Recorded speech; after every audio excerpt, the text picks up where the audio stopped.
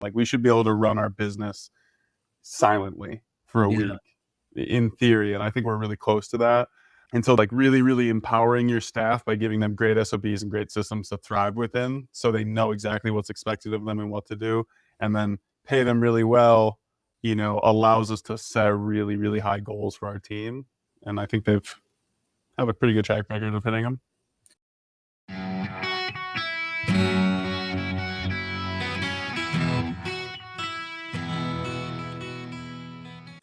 Welcome to A Higher Law, a cannabis podcast from the Dykema law firm. I'm your host today, Brett Gelbord. I'm a partner in Dykema's Cannabis Group.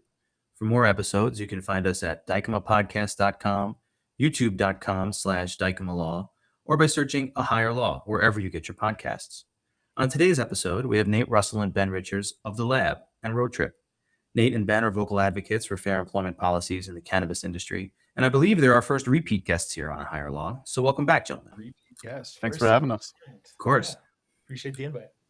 So I've mentioned on this podcast before that I practice employment law, and at a high level, what that means is kind of, among other things, I'm often called upon to provide counsel to my clients as they develop or revise their employment policies. Some policies are basic and are required under certain circumstances, like providing Family Medical Leave Act if you're over a certain employee threshold.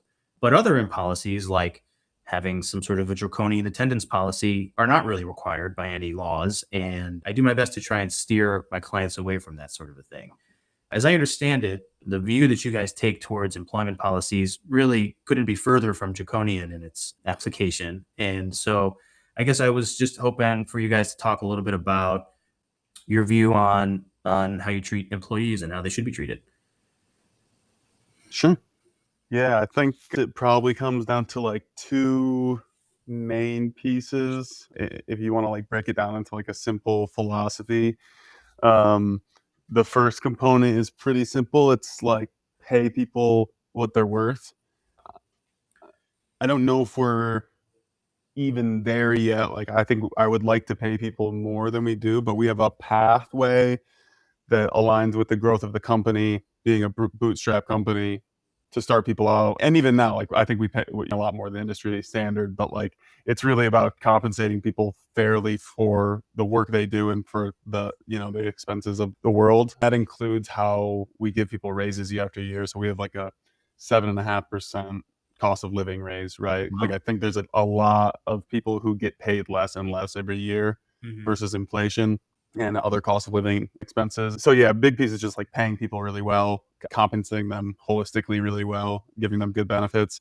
And then the second piece is like I guess it's zero manager policy. I don't know if we've named it, but we don't have managers, and we have a really tiny like C-level. Ben and I are C-level. So he's basically like the CEO of our packaging side. I'm CEO of our processing side. And then we kind of overlap in some certain areas. But on site, we, in cannabis, it's really important just because of 280E to maintain a high ratio of plant touching staff to non-plant touching, or admin to production staff anyway. So that was always like key in terms of the mathematics of the business. We've really developed like a non-managerial hierarchy. We started with like a facility manager, shift manager, team managers, right? Sure. Like you see, I think pretty standard in manufacturing. And over time, it became really, it was almost like if we had a good system up top, then you communicate to one person, it's a game of telephone down the line. And anytime something goes wrong, it's a game of blame. And it'd be hard to kind of track that. And so we shifted to really like, we're going to build really good systems and SOPs that kind of prevent shoulder taps, is the way we say it. So like you should be able to come in and do your job start to finish without talking to anyone. Like we should be able to run our business silently for a week in theory. And I think we're really close to that. And so those two things, like really, really empowering your staff by giving them great SOPs and great systems to thrive within so they know exactly what's expected of them and what to do, and then pay them really well, allows us to set really, really high goals for our team. And I think they've have a pretty good track record of hitting them. So it sounds almost like a decentralized management system where kind of the workers are more or less autonomous and have the tools and ability to come in and do what they need to do on a daily basis. Correct. Yeah, we've said like centralized goals, centralized data, and decentralized decision making. Right. So if we make our goals public and very trackable and publicly tracked, and then we make like the plan and all the SOPs and like our production schedules, and we don't keep, there's no like secrets that are like held in a hierarchy. I think you could argue that we're C-level and managers in some situations, and that's mostly natural because we still are a lot of the sales side of like bringing in new clients. I mean, like we obviously have salespeople and things like that, but just through networking and things like that, a lot of time the point of contact initiates with us. We end up getting the nitty gritty of the deal or whatever's coming into the facility. We have salespeople who I would put almost in a manager space, but like they're not on site managing groups of individuals, if you will. They're kind of managing themselves. And so it's kind of nice that we oftentimes get to set the directive, get the train rolling, if you will, and then where it ends up and where it goes to is all done by groups of people who don't see themselves in some sort of hierarchy. Like there's no chasing of a title, there's none of that sort of stuff that's happening. And I think part of that is decentralized management, but also the compensation of, if you call low level employees that are, compensated well, you don't get this feeling of I'm just a laborer inside this place. Mm-hmm. There's some natural confidence that comes with being paid more in most situations if you get the right people there, obviously. Yeah, that makes a lot of sense. I guess I'm curious about if you have this kind of decentralized system, how do you deal with performance issues or disciplinary issues if those come up? Was that because that typically is administered from a top down, through a system? Yeah, I mean that admittedly, if you asked our employees, one of the things they wanted more of is accountability. Mm-hmm. And there's a bunch of pieces to this. And one is that Ben and I are like, I would describe us as softies, maybe me especially. And that's, we also just like, I believe in giving people a lot of chances. Mm-hmm. And I believe the work that we do takes a long time to become a master of. And I believe that even your best employee in a 2-year period, you're probably going to get 4 to 6 total months where they're like pretty bad at their job because a breakup, a pet dies, parent dies, sickness, injury, depression, right? Like, Sure. and that's your best employees are fit, and that's not 6-month blocks, but sometimes it is. But right, and so you got to give people a lot of care, especially when you first hire them. And the other piece of it is being able to look in the mirror and know that our systems aren't that. It's not like they're coming into a Kellogg factory that's existed for 50 years, right? So we've set people up not to necessarily be successful. We don't have all the SOPs we want to have, not even close, right? And so we have to be able to judge a situation and say, did you have all the training and preparation and SOPs you needed to be successful here, or is this our failure? Mm-hmm. And so for the longest time, we've just always put the blame on ourselves and said, look, like we're so new at this. When people fail, we can say, did they ignore an existing SOP that was there to protect us? Did they do the SOP wrong? Or did the SOP fail? Mm-hmm. And generally, it's the third one, right? And we can look at holes in the SOP, and we go back to looking at the system over and over.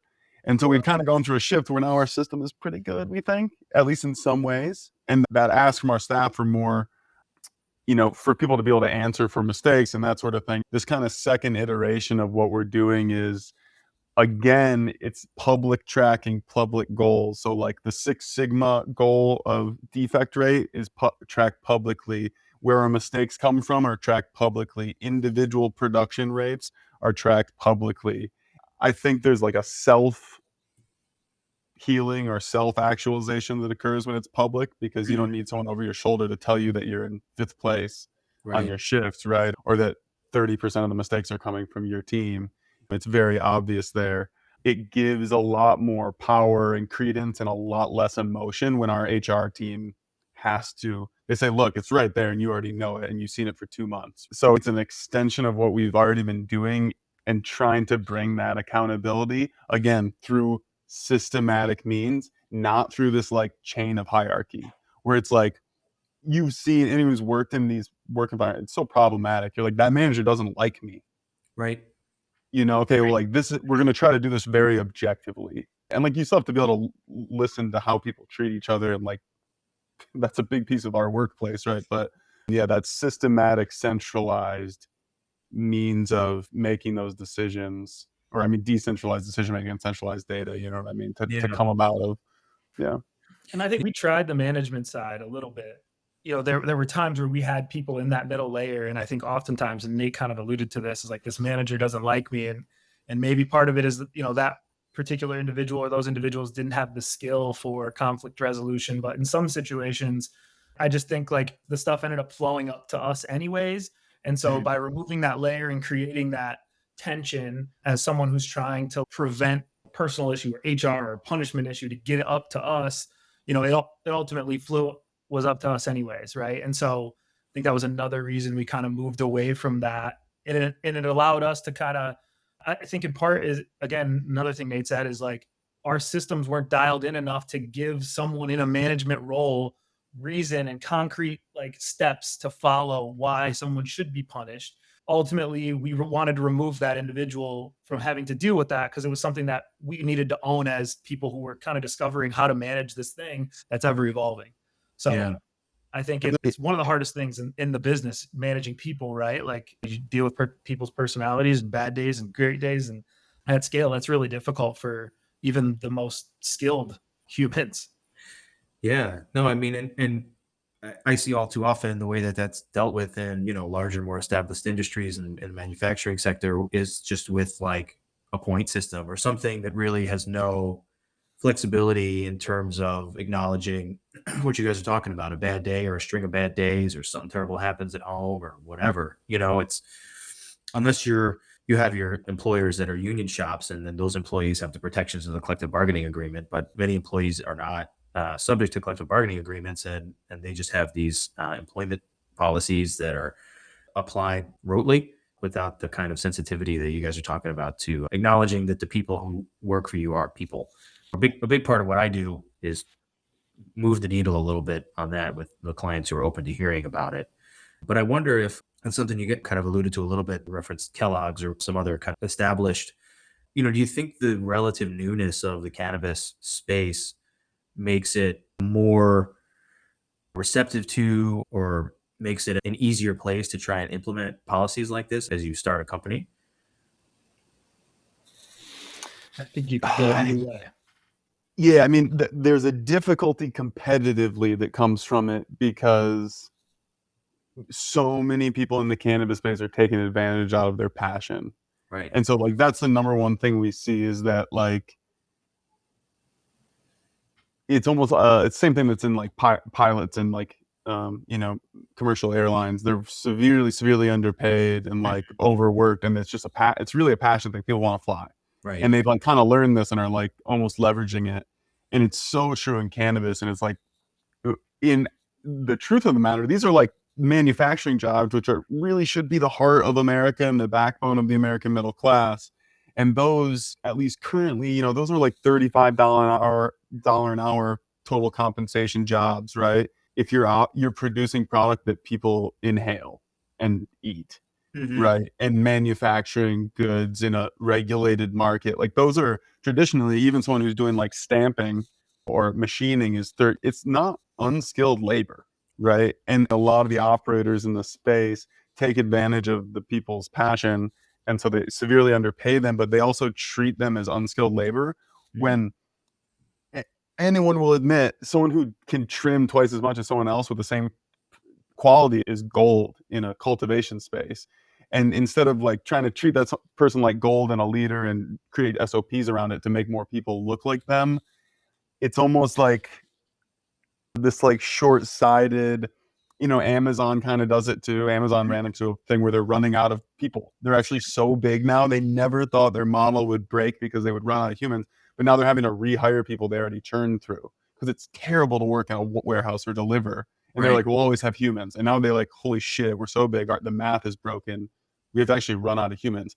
And that churn is happening in cannabis, I think, too. Competitively, we're trying to roll pre-rolls, and we're paying people twice as much, and we're compensating them 3 times as much total. And so like, we have to be so much better at our jobs than 3 times as good at the time on the labor side, right, to compete. And so it becomes really difficult. What I will say is like, and Ben and I admit this fully, is that our belief is that there's it's not just a moral obligation to do this, which we do believe. Like we told we're either doing this and it fails this way, or we're just not going to do it. Right.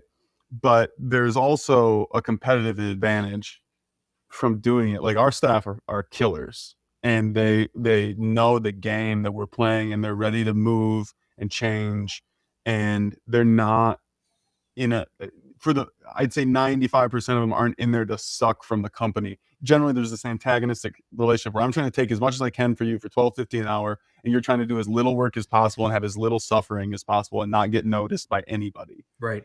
And we trying to spin that on its head of like, we want to ask a ton of you because we want you to feel privileged for being here. We're not going to hold your job over your head, like, oh, it's privileged to be here.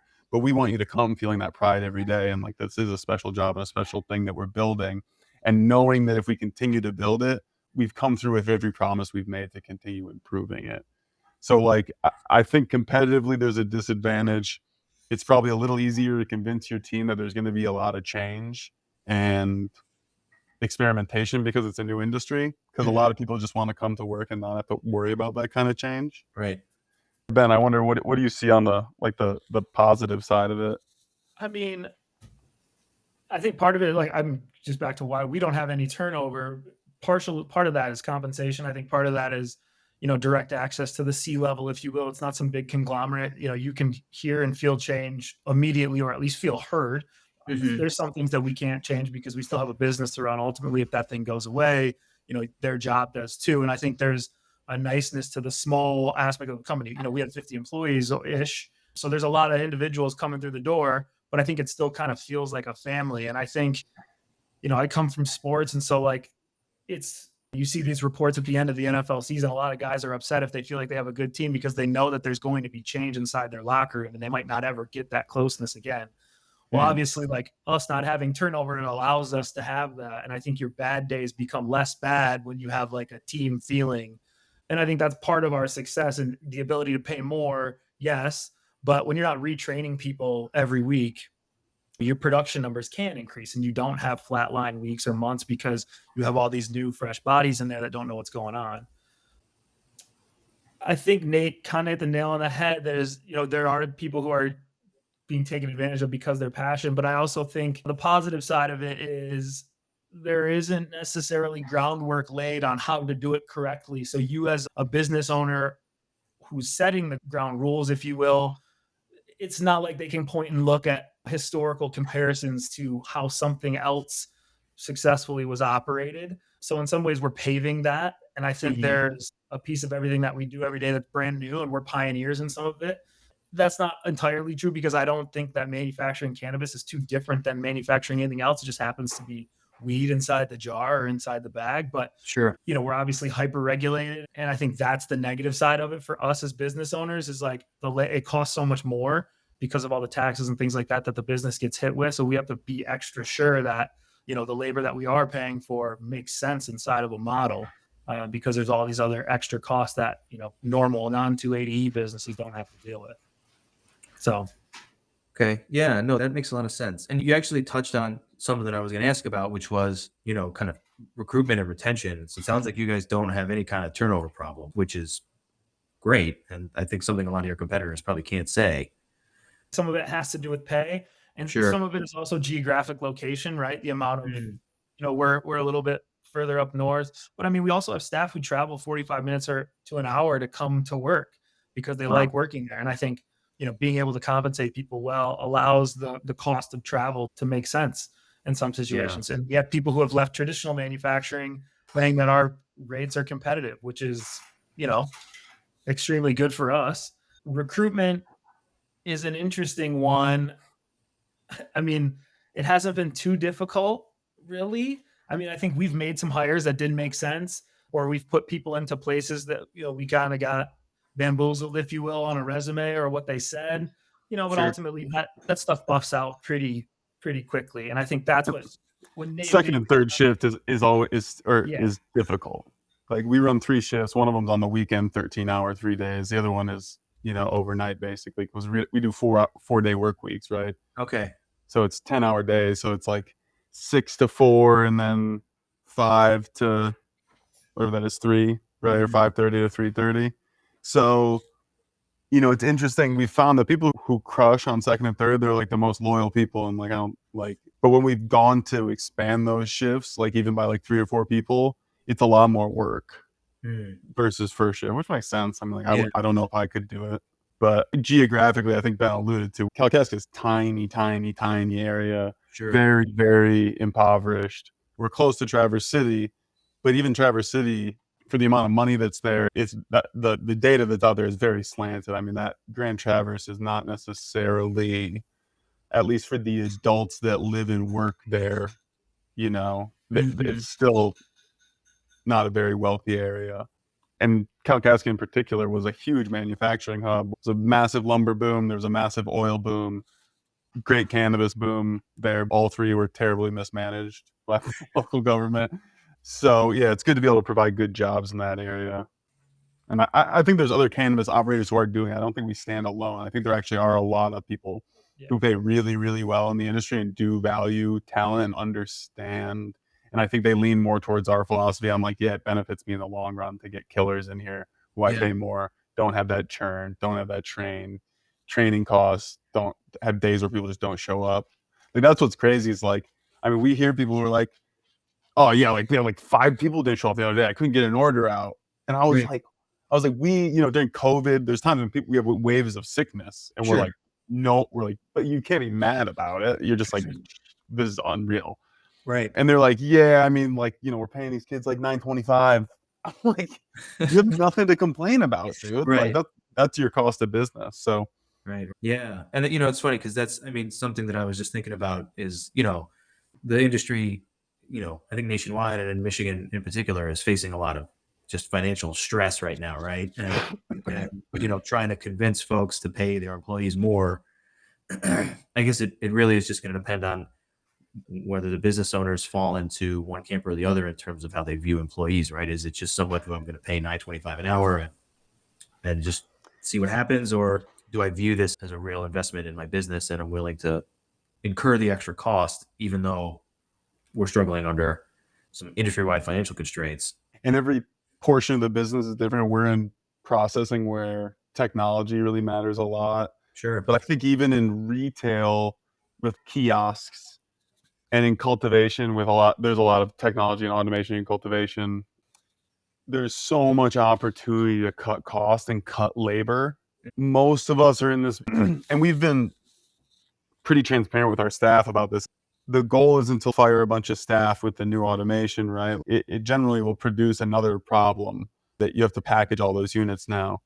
But you can get to a point where you can automate a lot of stuff away. And we say we just want to sell. We want to sell for our staff, right? So like there's probably opportunities this year where we have new machinery coming in that we could produce the same amount with a lot less staff, half as much, right? I want to sell twice as much. And we've done that steadily, but that at some point that ends. And so there's a piece here of, there's a lot of hard truths in cannabis that people don't want to talk about. I try to be as honest as I can about them publicly because I think it's better for especially new people coming to the game, especially new cultivators coming to the game. A lot of them over leverage themselves and really think pounds are going to be worth a lot more than they are. But if you want to build these long-term businesses, you have to be super, super cautious about when you add humans, because to me, for people like me and Ben, like that's a huge responsibility to have someone on your team. If our sales drop by 50%, and it's heart-wrenching if we would have to cut our team by 50%, right? And the same way as if we increase our efficiency by 50%, we can't pay people to come sit in the place, right? And when there's new technology on the market, it's a matter of competition. If someone can produce things for a fifth of the cost I have to match them. Yeah. And then I'm not the guy who provides the universal basic income, right? And so our truth has always been, we're going to sell our way out of that reality. And as these efficiencies come about, we're going to be the best ones at them and sell them hard and keep our staff by causing ourselves downline production problems that we need humans for. But at some point, and I'll reference Patagonia here because they're a model I think that a lot of business owners should follow. They look at how do they last for another 100 years. It's not about maximizing profits or growth. In cannabis, we've had to grow or die. So we've had to grow, but there's a point where you say, I'm not going to double my growth every year. I'm not going to go for that kind of growth, at least maybe in a certain market like Michigan, right? I'm going to go after 10%, 4%, 5% growth. It protects your company, it protects your employees a lot. And when you have these big efficiency booms, I don't think you've, like a lot of times people who have an opportunity to sell more fix it with labor instead of fixing it with the best technology they possibly can. And then they overextend themselves in terms of labor. And when they have money for the technology, they cut all those humans. And they go in these like cycles of doing that. And so we've worked really hard to try to avoid this cycle. And it's a brutal thing. I wouldn't even say it's always possible. Like it's just the reality of business, right? Right. But that's a piece of this new market that you were kind of talking about that I don't think many people talk about, is this balance of new technology and efficiency and your sales and your staff count. And then how does that line up with like your rate of growth and the risk involved in a higher rate of growth and a lower rate of growth to manage if you feel a responsibility for employee count, which a lot of people don't. They're like, I just cut 35% of my staff. The market was bad in Q4. We need to give ourselves breathing room. I cut 35% of my labor. Right. Yeah. You know? That's yeah. I mean, that's a lot of people do business that way. It's, I think, just the cold, hard capitalism in action, you know, and it's, I think, refreshing to speak to some business owners who are trying to move past that. If you want to survive, it comes down to survival. And I think a lot of people see things that way. That's why I mentioned Patagonia. Like you have to build some infrastructure that makes it easier to survive, but it probably limits your less risk, less opportunity. You're not going to get those big wins. But, you know, when it comes down to it, those are the brutal things. When you're in a business like us where we really try to be transparent with our employees and right up front with them, Yeah.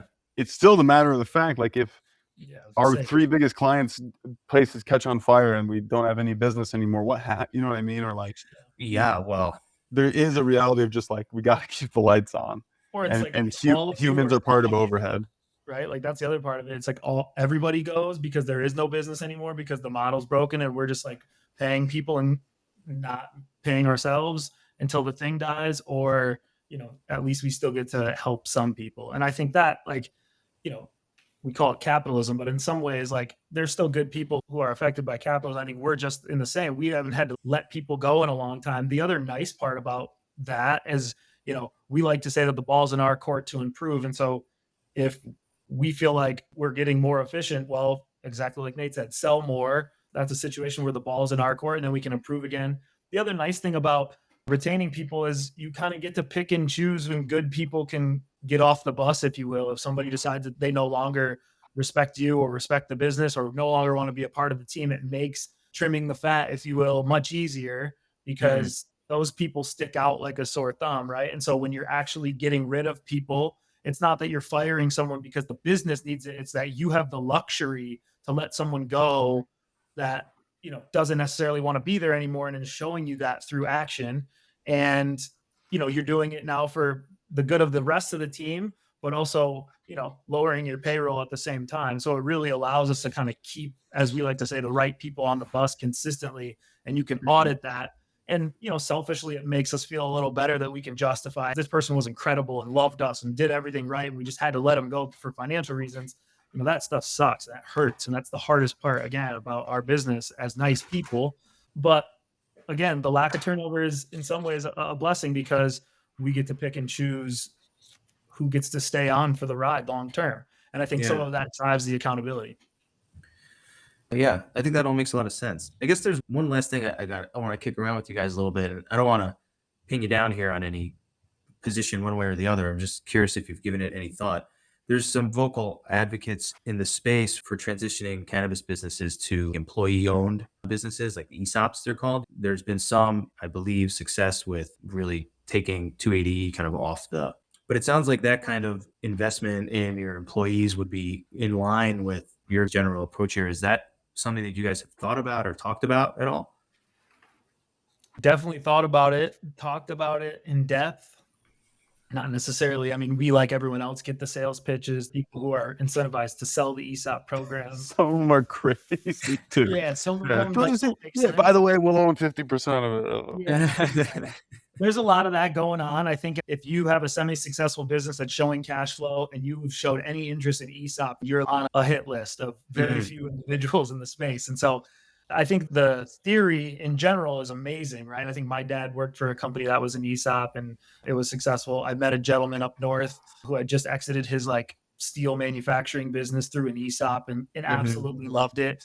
And I think, you know, we would totally do it, but at the end of the day, you know, it's a math problem. We've both sacrificed so much from an entrepreneurial standpoint to like get to this point.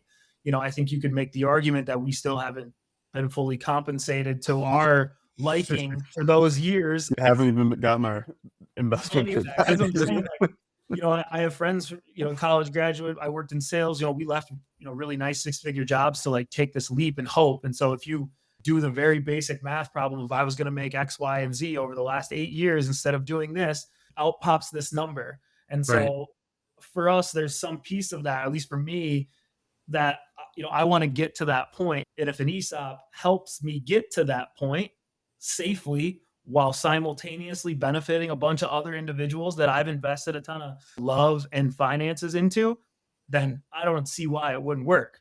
But oftentimes those things seem too good to be true. But I don't think, like, personally, I would love to do it if it was that way. There was a way to make me feel whole, simultaneously build some longevity for some other individuals who potentially want to take over what we've built. I'm all in. Yeah. But I don't know if that fairy tale exists. It does have a fairy tale vibe to it, doesn't it? I think there's the people pitching the things where they want to manage it for you is one thing, but just going about it yourself, I think it's a fine apparatus. Like, the other side of it is like, you know, I've been pretty open about for years, like I wanted to retire basically by like this year was like my goal, by like 36, 40 is the long shot. Now running this company and seeing how awesome it is to provide like great jobs and like that be almost a act of like political rebellion in itself, and the power it brings, like as a business owner and a job creator, if we could do it on a large scale, you can be a pretty big influence on the world. To be able to maintain that, but get the freedom from the phone calls, right? Like that for me, it's like I'm on call all day, every fucking day. You know, I still work a lot of 60-hour weeks, and I've sacrificed a lot on the family side, and so it was always this thing where like, yeah, I really want to exit, and I've spent and sacrificed to get the freedom in the future. I've really changed from running this business a little bit about what that looks like, the rewarding nature, I guess, of employing people in the way that we have. It would be a worthwhile cause for a life's work, I would say. Do I have the energy to do this for 20 more years, 30 more years? I don't. Pragmatically, for our business changes so fast right now and doesn't have the systems in place to be able to hand it.